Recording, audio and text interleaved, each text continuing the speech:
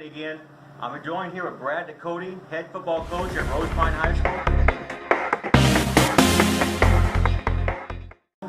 Brad, you coached me like years ago. That was a long time ago. I was a lot skinnier back then. Yeah, I would say so. So was I, though.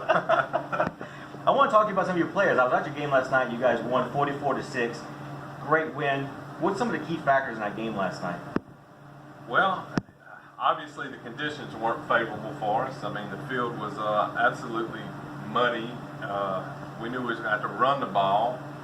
We like to attack people basically off tackle, tackle the middle, and they weren't giving us that, and we realized that early, and we seen it on film. So early on, we said we're going to throw the ball and attack them on the perimeter, and we were able to do that with Seth Ducote. He kind of opened things up for us a little bit, and got the edge several times on big runs, and threw a long touchdown pass and a couple other short ones, and really had a great night, because they were keying on the Shirley kid, and taking his game away from him, basically. But that's what makes this team kind of special. If you take one guy away from him, you can't, we're going to attack you somewhere else. And the week before, Shirley had 210 yards and 41 carries. He was the load, So it's a hats off to the kids, for making the adjustments during the game to understand what to do to beat somebody, and it changes from week to week, obviously. Coach, you mentioned Seth Ducote, your son. What's it like to coach your son here? It's interesting. I've coached him all my life, and when he got in high school, I said I'll just turn it over to somebody else, because as a father, you're tougher on your own kids, when you coach your own kids, and I thought it'd be better for him if somebody else took him over once he got in high school, but circumstances changed, and it turned out, it fell in my lap, and here we are, his senior year, and I'm coaching him, and I feel very blessed, we have a great understanding of each other, and he knows what I think, and most of the time I know what he thinks, and it's worked out great. Well, putting the dad hat aside, put the coaching hat on, your son, Seth, is a heck of an athlete. At the next level, I think he can play DB, free safety, something like that. What is your thoughts of that? No, exactly. I don't. He's a very skilled kid, but he's around a 4'7" guy, and he's 6'1", 185. I mean, and he just understands the game a little bit. And we use him. Well, we had last year a lot on defense and at free safety. And to me, on the college level, that's probably where he would play if he decided to play on the next level. So I really think that's his fit, DB. Well, Coach, I want to ask you about some of your players here. Number 78, Lucas McWilliams. He's 6'5", 210. He's your left guard, you said? Yes. Lucas is a great kid. He hadn't played football for a long time. He moved in here 2 years ago, and he stayed injured.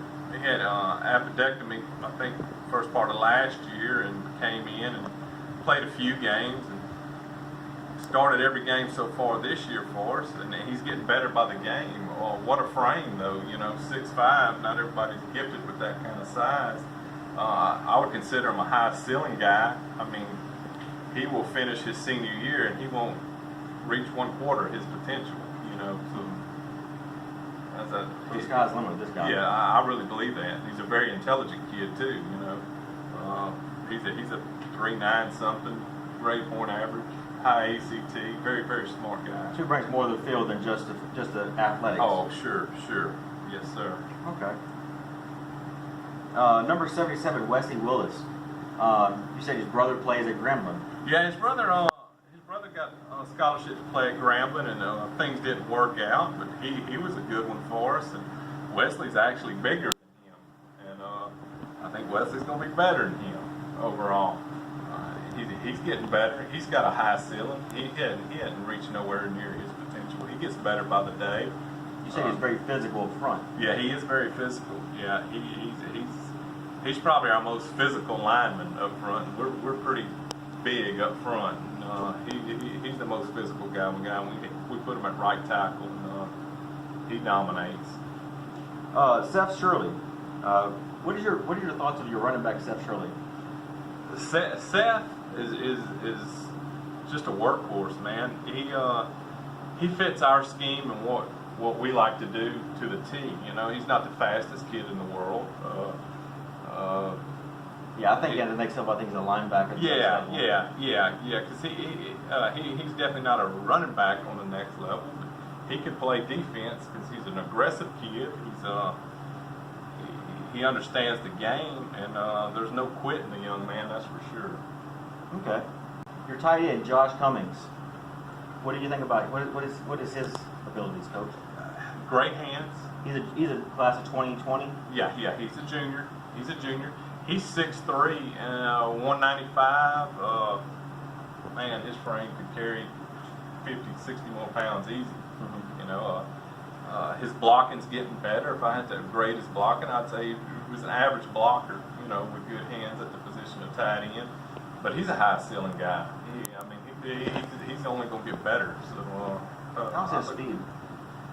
He's actually the fastest kid on the team. Okay. Yeah. Okay. Yeah. He's right at a 4.7 or just under. You know, I think we got him 4.69, 4.71. You know, right in that area. So. Okay. And close it off, number 9, Kaleb Clause. You know, I saw him last night. He had a forced fumble on kickoff. He had a big pop. Yeah. He didn't get up for a little while. Yeah. Kaleb, I've coached him all his life, and he's always been small. But he plays way bigger than he is. You know. Mm-hmm. He's our leader on defense. I mean, he gets everybody lined up. He understands the game, and he's pretty much our quarterback on defense. Good God, if he was 6 foot 180, he might not be allowed to play football. You know, he brings it. You know, he's a great kid. He's an effort guy, and I just love him to death. Okay. Any other young men here at the school you would like to talk about? I know pretty much you're get them all. Yeah, I could go through that roster. Coach, you won last night 44-6. Looks like it was you guys were just blowing them out. You know, so you guys got really a loaded roster here. Yeah. We got some kids with some experience, and we got 12 seniors, and most of them start for us. So they bring a lot of experience and a lot of energy to the game, and they have high expectations for themselves, you know, and going into district this coming week, they're going to have to turn it up another notch, you know, and they will. And you play Benton this week here at home. Yes, we play them Thursday night. It being fair week this week here in our parish, we're going to play them Thursday night, and we're going to open up with them in district, and they got a pretty good squad. So it's going to be interesting when I start watching film today to see what we're up against. But they usually give us a good match, and they're an honorable opponent, I promise you that. Well, Coach, thank you for joining me. The 5-0 Rosepine Eagles head coach, Brad Ducote. Thank you, Coach. No problem. Thank you, Andy.